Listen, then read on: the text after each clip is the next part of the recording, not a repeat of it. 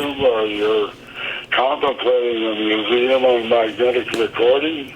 Yes, we've got about 200 recorders right now. Never intended to have that big a collection. I was only trying to get back some of the things I'd used from the mid-60s up through the 90s.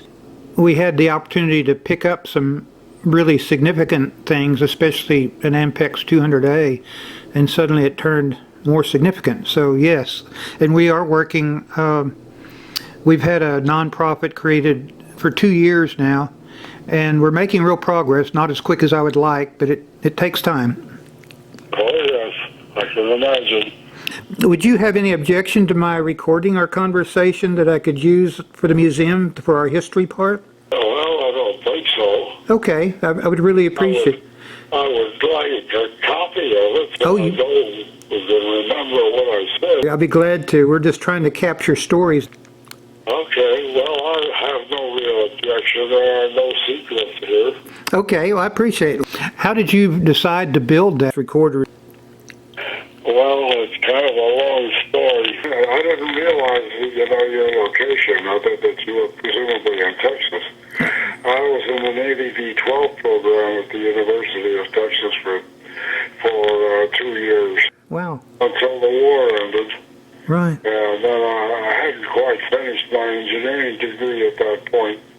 Huh. When I was discharged, one of the first, because I had lots of service points. I'd been in the Navy for 4 years and had sea duty as well as going to school. So I got discharged early and moved back home to California and went to USC. Oh, wow. Got my degree there in about a year, and then they asked me to stay and teach.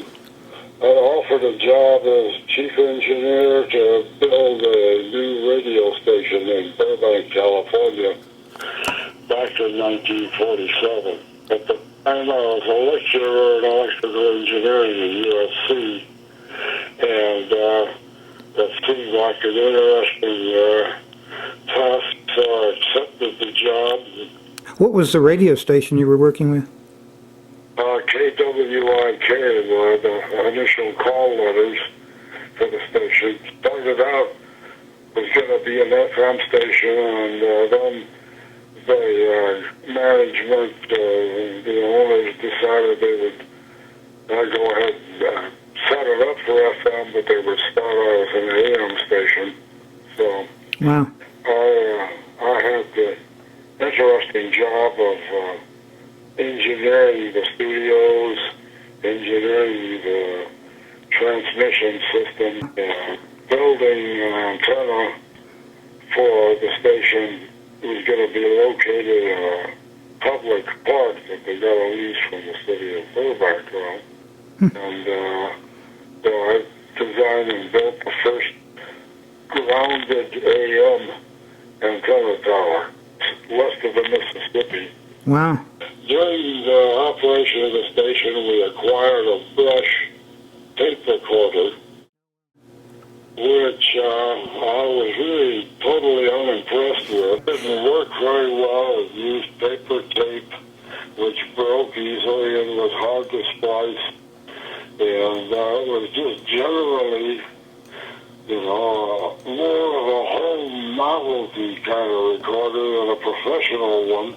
I ran across one or two others that I heard about. One was, I guess, a magnetorder. And I heard of the Magnetophon, which was the German one that somebody brought back from Germany after the war. So in any case, I concluded that, geez, I ought to be able to build something better than this. And so I proceeded to try to do that. I began while I was still the chief engineer, learning about magnetic recording and, kind of what some of the problems were at that time and what some of the requirements of the broadcast industry were. And of course, I was very familiar with that. Right. It took me a while to gain enough information to feel that I could start designing something. About that time, I changed jobs. I got out of the entertainment industry and got into the defense industry. So all the actual design work and the fabrication and that sort of thing were done on my own in a home workshop over a period of a couple of years. Wow. And I came up with a design approach and proceeded to go to work on for broadcast purposes, for being able to record programs ahead of time and play them on the air later with recognizable fidelity and quality, low noise and all those good things. Right. That took me into the early 50s, 1950, 1951, when I actually made some drawings and sketches of what I thought this thing should look like and proceeded to build one. That turned out to be a rather interesting project. First, I couldn't get any parts made by commercial machinists to the kind of tolerances I felt needed for things like the drive capstan, for example. Right. So I ended up buying a lathe and a milling machine. I'm not rich and certainly was not rich then. Sufficiently interested in what I was doing, enjoying the challenge, that I went ahead and spent the money for the necessary tooling, and I ended up building and machining all the parts for it myself, with one exception, and that was the drive capstan.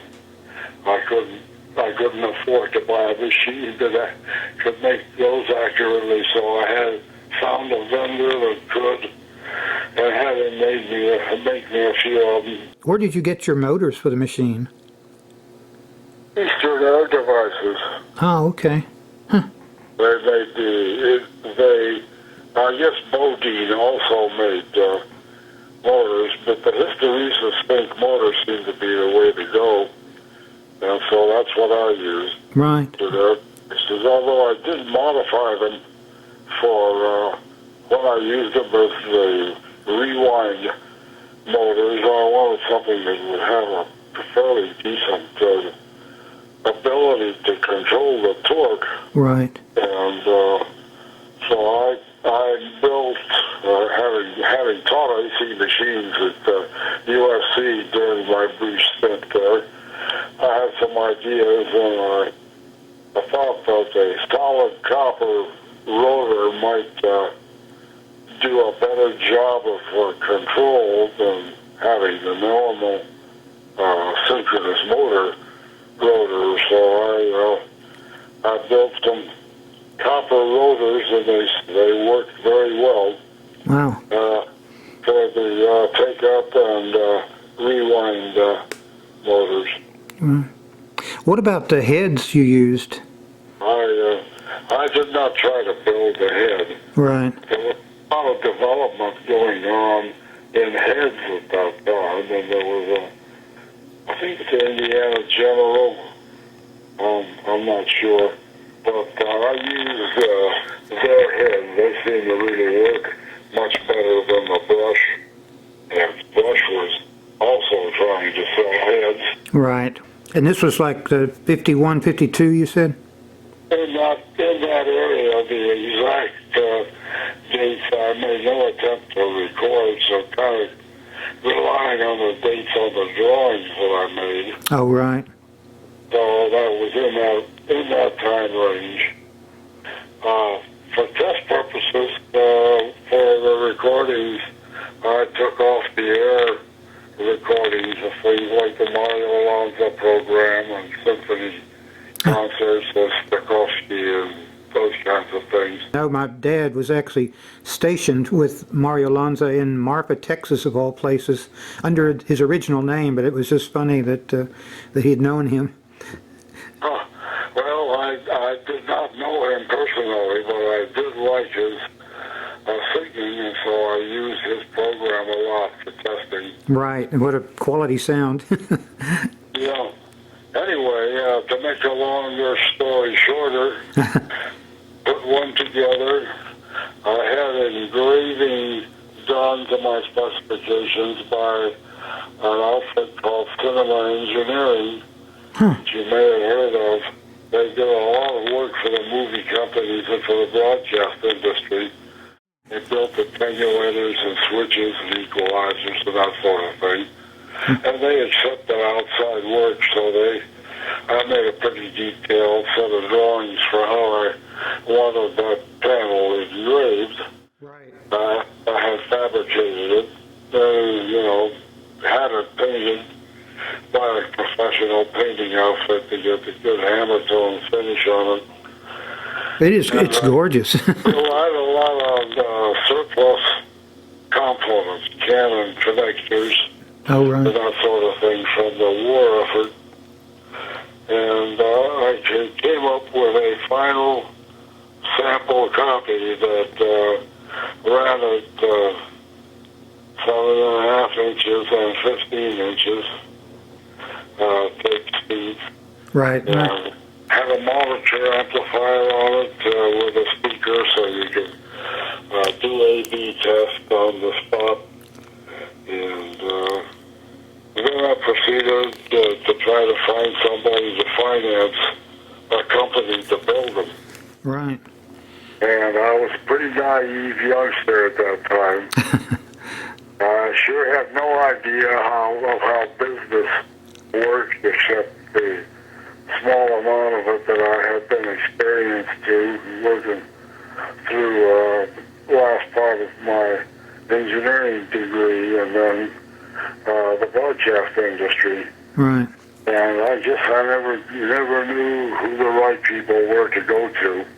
Best deal I got was an offer of 0.5%. Oh, my word. Wow. And a job for 6 months to put it into production.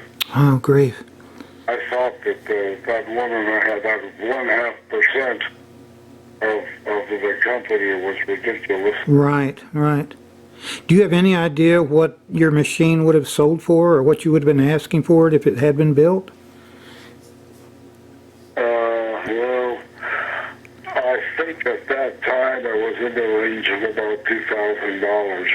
Now, that's really not bad, considering what the machine is. I mean, just looking at this, the whole thing, the front plate, I mean, it's just totally professional. I love the A/B test, and I mean, it's just really excellently done. Well, I appreciate those comments. I felt the same way. Right. Well, the 0.5% was ridiculous. Right. In the meantime, I became aware of the fact that Ampex Corporation had also entered the field. Right. And the situation there was that I guess Bing Crosby would not run a transcribed broadcast using acetate record recordings. All right. He was stickler for high fidelity, and so all his shows were live, if you can recall that far back. I don't, but I've read about it. It was a live broadcast. You know, if they had a goof, they had a goof. They didn't have a chance to edit it out or do anything like that. And so somebody in the broadcast industry approached Alex Poniatoff on behalf of Bing Crosby to find out, you know, what it was that Alex was putting together or had put together, and could they get a sample to run and all that sort of stuff. Right. So Alex, and I call him Alex because I did get to know the man. personally, and also did some work with him, but not on magnetic recorders. Huh, I'm going. I got into the magnetic recording side of instrumentation data, and at that time, Ampex was the only outfit that had anything that could be adapted to that. So that's how I got to know Alex. Were you ever to get Pondiatov to work with your recorder, or did he see it? Oh, no, he never saw it. I never brought it up because by the time I got to know him, was several years later in my new job, working in the defense industry. Oh, okay. I used their products modified to our specifications, and all the work that I had done on this tape recorder that I built really came in handy. It made me the expert at the company I worked for tape recorders. Oh, that's neat. That's how I happened to get to know Alex. What a way to learn that, by building something like that from the ground up. Oh yeah, that was an expensive education, but on the other hand, I enjoyed it when I was doing it. I continued to amuse myself by recording on it, and developed a small library of tapes that were made on that machine. Wow. But I never was able to commercialize it. Right. Did you take it on location, and what kind of things did you record? Well, at that time, I had just married one of the primary singers of the Burbank Civic Light Opera Company. Oh, neat. Well, I had an opportunity to take the machine into the field and record some of the performances of that organization and also the Burbank Symphony. Oh, great. Wow. But basically, that was the extent of the field. It was a very cumbersome machine to handle in the field. Right. It was, I designed it to use it in the studio, and we mounted in a relay rack. And so I had a short, small rack with some handles out that we could move the tape recorder around in, and I think that's probably still the one that the picture may have been made in. There was a need for something in the field, and so I started to design a smaller version of that unit, but I was also extremely busy Right. in the defense industry on my daytime job, so that did not get very far. Right. What, you were still working with recording, though, in the defense industry, right? Yes.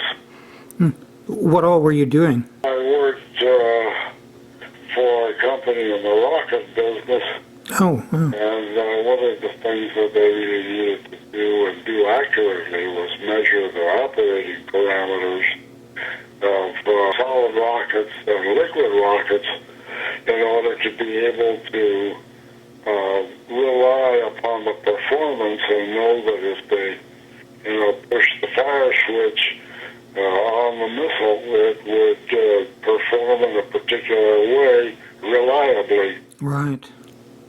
That entails some very precision. By precision, I mean, less than 1% accuracy or inaccuracy, if you will, and in some cases even much tighter than that. We were applying the tape recorders to record that data, recording in frequency modulated signals rather than amplitude modulated signals, and being able to decode that and read the data and calculate performance from it that was reasonably accurate. It surprised me as I was collecting these recorders. I did not collect data recorders at first, and then I realized that almost 50% of the recorders made by the major manufacturers actually went to data, to NASA or to hospitals or police departments, and that was a real eye-opener to me. Yeah, if you have some of those, you've got some pretty interesting equipment. We've got one of Ampex's, and we've got one by Tandberg, which is really kind of funny because it's built on their Model 11 portable field 5-inch tape recorder, and they've got the same recorder, but it's built on top of a large box with all the telemetry inputs and everything. It's just an interesting modification that all of those recorders have been fascinating to me, what the different engineers did and what they created. Well, it turned out to be a very prolific field, and certainly apparently was founded in this country on the magnetophone from Germany. Right. The first ideas, I guess, for that. How did you happen to have the chance to work with Alex Pontiato? Oh, well, I was working, as I say, for this rocket company, the Aerojet General, and we needed instrumentation. Uh-huh. So I made contact through the Ampex sales organization. Got up there and talked to the engineering people and so forth. In the process, I got to meet Alex. And we got to know each other fairly well because we had contacts for a little more than just tape recording. He was interested in starting a process for watering his property in Africa. He wanted a clock-driven system, and he didn't really know too much about sprinkling and so forth. And it turned out that I had designed and built a clock and was using it to control the sprinkler systems on our residents in Covina. That came up in the conversation, and that immediately rang a bell for him. And we discussed it quite a bit, and I recommended some components for him, valves.